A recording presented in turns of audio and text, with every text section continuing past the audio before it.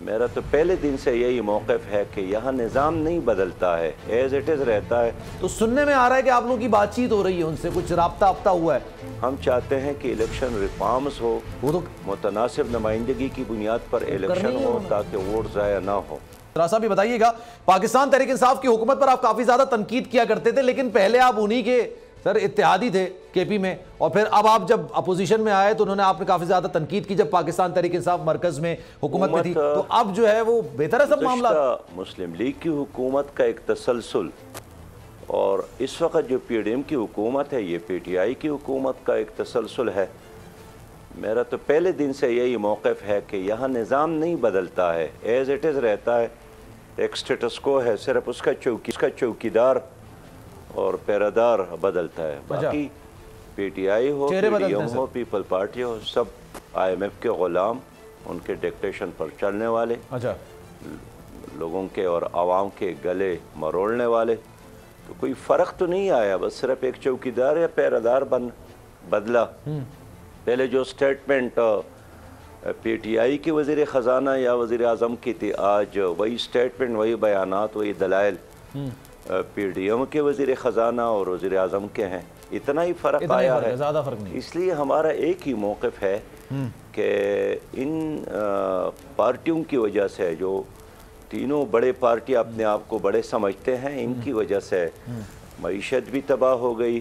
تو سر آپ جو کہہ رہے ہیں یہ چہروں کی تبدیلی ہے، سیکنڈ کے لیے تسلیم بھی کر لوں تو جو چہرہ اپوزیشن میں ہوتا ہے آپ کی ان سے بات چیت کیوں شروع ہو جاتی ہے، اور جو حکومت میں چہرہ ہوتا ہے آپ اس پر تنقید کرنے لگے تھے؟ پاکستان تحریک انصاف کا بھی چہرہ وہی تھا نا سر، جو پہلے وہ حکومت میں تھے، اب جب وہ اپوزیشن میں آ گئے تو سننے میں آ رہا ہے کہ آپ لوگوں کی بات چیت ہو رہی ہے ان سے، کچھ رابطہ ہوا ہے، تو سر یہ صحیح ہے؟ پہلے تنقید، اب رابطے، اب بات چیت، یہ اس کا کیا معاملہ ہے سر؟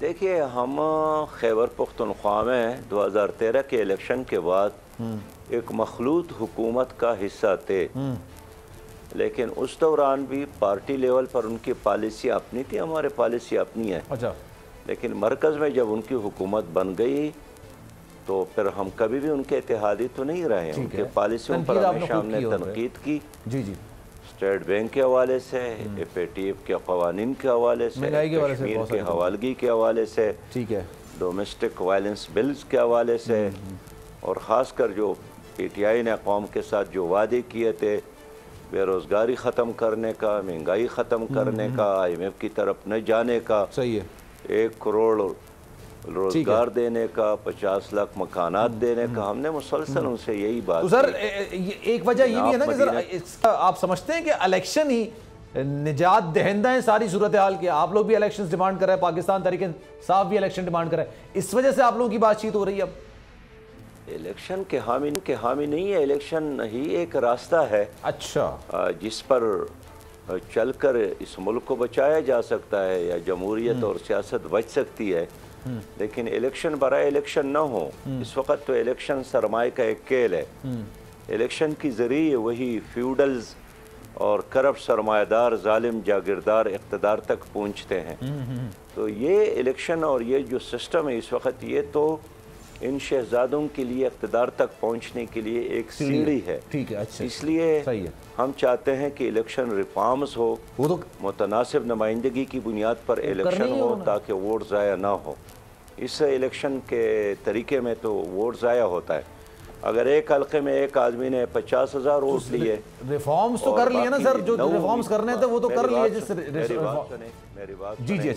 میری بات سنیں، ٹھیک ہے سر۔ اور 9 امیدواران نے 48,000 ووٹ لیے، تو وہ 9 کے 48 لاکھ ضائع ہو جاتے اور صرف 50,000 کی ایک نمائندگی بنتی ہے، تو یہ تو جمہوریت یا اکثریت تو نہ ہوئی نا۔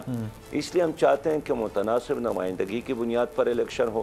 پھر آئین کا دفعہ ہے، دفعہ 62، اس پر کبھی بھی عمل نہیں ہوتا ہے، ورنہ یہ جو ڈیفالٹر ہے۔ لیکن سر انہوں نے ریفارمز، مطمئن ان ریفارم سے اوورسیز پاکستانیوں کا ووٹ تھوڑا محدود کر دیا انہوں نے، اس کے علاوہ جو ای وی ایم تھی اس کی شرط کو ختم کر دیا۔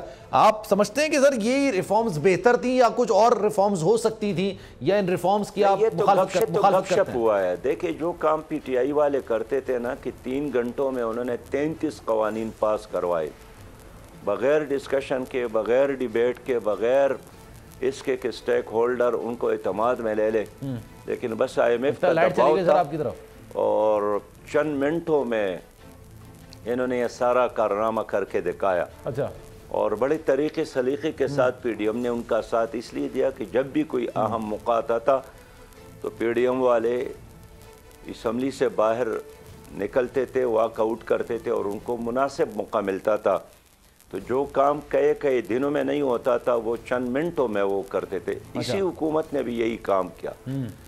اب الیکٹرانک مشین کا ہونا نہ ہونا بڑا مسئلہ نہیں تھا، اصل مسئلہ یہی ہے کہ جو الیکشن کو اغوا کیا جاتا ہے اور پیسے کی بنیاد پر پولنگ سٹیشن، پولنگ عملہ اور لوگوں کے ضمیر کو خریدا جاتا ہے، کون کرتا ہے سر؟ اور کیسے الیکشن کمیشن ان لوگوں کو بھی الیکشن میں حصہ لینے کا حق دیتا ہے جن پر کیسز ہے، جو ڈیفالٹر ہے۔ ٹھیک ہے، تو میں اس لیے چاہتا ہوں کہ آپ اخلاص کے ساتھ دوبارہ اس پوری نظام پر کو ریویزٹ نہ کر لے۔ ٹھیک ہے، صرف جزوی تبدیلی سے کام نہیں بنے گا، جزوی تبدیلی سے کام نہیں بنے گا، اور یہ چہروں کی تبدیلی نہیں ہونی چاہیے۔ سراج الحق صاحب، وقت کی قلت ہے ورنہ مزید میں آپ سے بات کرتا۔ بہت شکریہ آپ کے وقت کا۔ سلمان مرزا کو دیجیے اجازت جناب، زندگی رہی، صحت رہی، کل 11 بجے پھر آپ سے ملاقات ہوگی، خیال رکھیے گا اپنا، اللہ حافظ۔